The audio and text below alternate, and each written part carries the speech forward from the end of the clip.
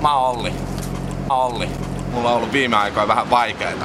Mä oon elänyt niinku pikkasen niinku täällä kaduilla, nähnyt kaduelämää, nähnyt miten kadut toimii.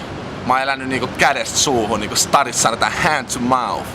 Minä päivänä ei tiedä mitä löytää mistä ja mitä tapahtuu. Se on ihan siitä kiinni, että jos osaa oikeat paikkoja etsiä, niin voi löytää jotain. Jotain sellaista, mikä parantaa sen päivän, tekee siitä päivästä elämisen arvoisen. Mä haluan sinne Big Brother-taloon sen takia, että siellä on ilmasta nukkuu.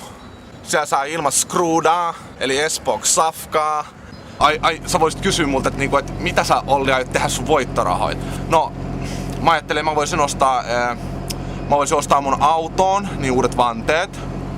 Vanteet on vähän huonossa kunnossa.